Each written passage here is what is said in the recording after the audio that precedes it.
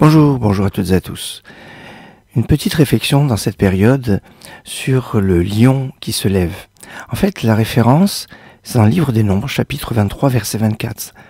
Où il est marqué « Hena'am kelavi yakum ». C'est un peuple qui se lève comme un lion. « Hena'am kelavi yakum », c'est dans Parashat Balak. Et en fait, ça fait référence au fait que le matin, on doit se réveiller, d'après le Shulchan Aruch et les anciens, se lever avant le lever du jour. Et c'était une halakha, c'est la première halakha d'ailleurs du Shulchan Aruch, de se lever avant le lever du jour, à Amud HaShachar.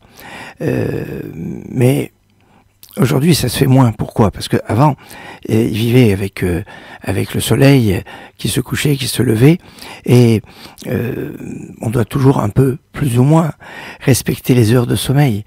Et donc, comme on se couche de plus en plus tard, parce qu'on utilise la lumière artificielle, la lumière électrique,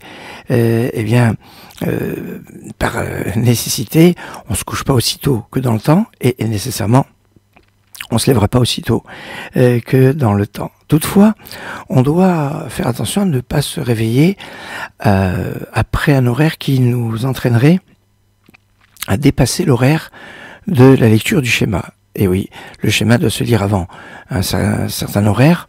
Il y a plusieurs façons de compter cet horaire, suivant le Magen Avraham, Rabbi Avraham Gubiner, qui compte jusqu'à la 3e heure en comptant les heures à partir du lever du jour et compte les heures jusqu'à la sortie des étoiles.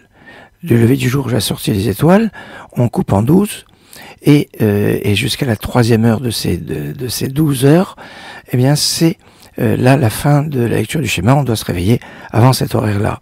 Il y a aussi le Gaon de Vilna qui lui a une autre façon de compter.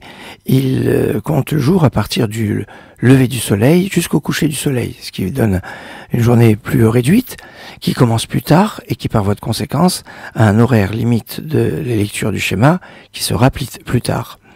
Comme la lecture du schéma est une mitzvah de la Torah, c'est pour ça qu'il est souhaitable d'être attentif à l'opinion du Magen Avraham pour être donc plus rigoureux et compter les 3 heures limites suivant le lever du jour et pas suivant le lever du soleil. Toutefois, dans les livres, on nous dit que le Ben Ishraï avait un calcul d'horaire qui était encore avant l'horaire du Magen Avraham, d'à peu près 15 à 20 minutes avant l'horaire du Magen Avraham, ce qui donne une khumra, une obligation un peu plus tôt. Mais dans l'absolu, il ne faut pas attendre le dernier moment pour lire le schéma.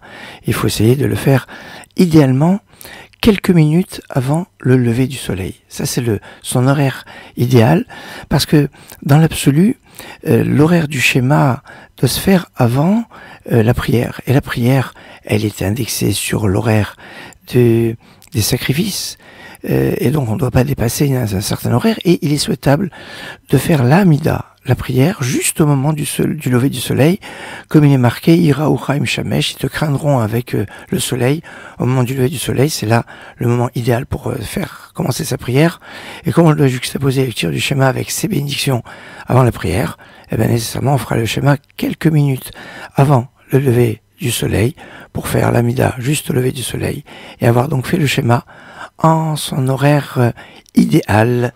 Excellente journée.